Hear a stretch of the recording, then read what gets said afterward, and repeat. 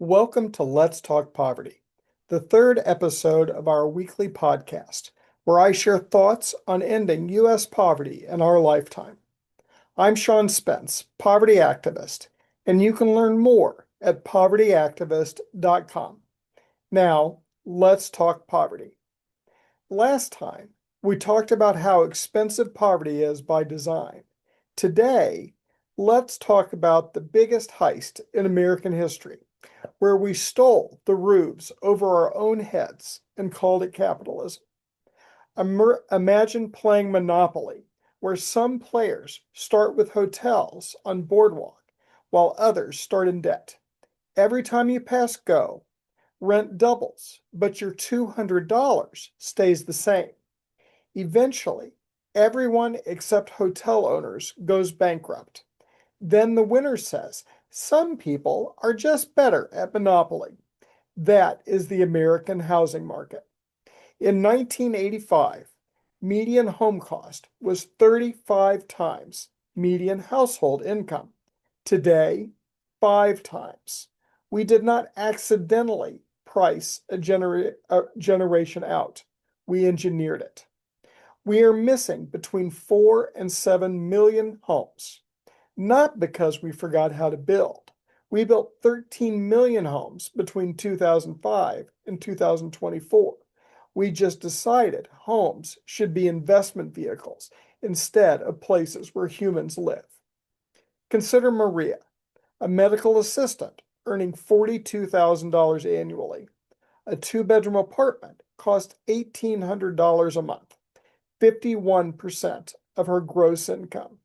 After taxes and childcare, she chooses between food or her daughter's medicine. This is about a system that made housing unaffordable for essential workers.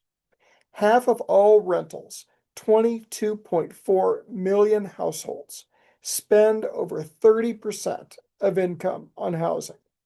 Among Black and Hispanic renters, 57% and 54% respectively. Homelessness jumped 18% in 1 year to 771,000 people. Here's my first question. If we are short 4 to 7 million homes and built 13 million in under 20 years, why treat housing scarcity like a natural disaster instead of a policy choice?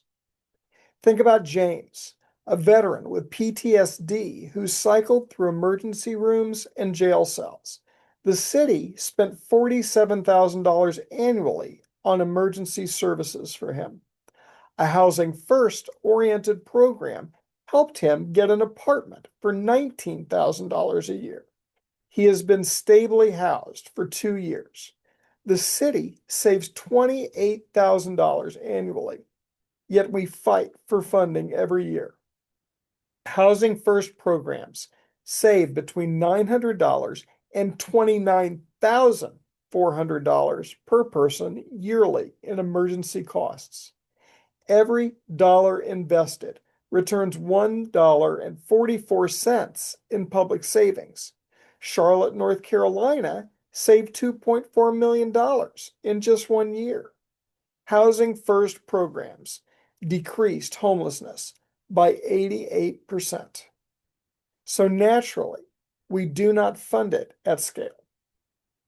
According to a September 2024 Data for Progress survey for the Center of American Progress, 76% of Americans believe housing affordability is worsening.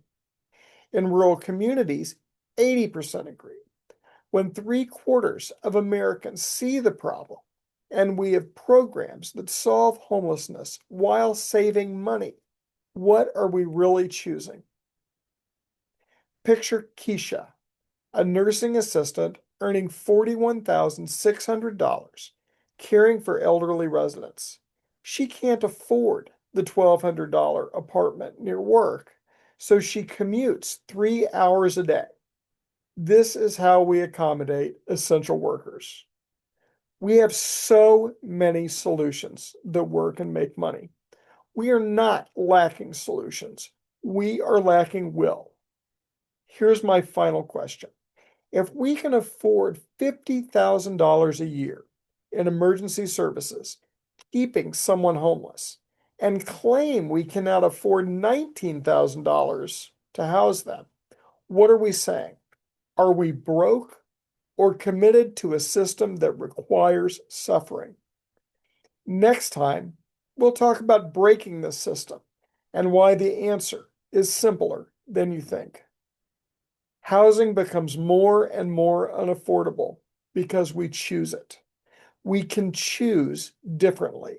We must admire, we must admit the system is not broken. It works perfectly for those who profit from it. Thank you. I'm Sean Spence. Please visit povertyactivist.com.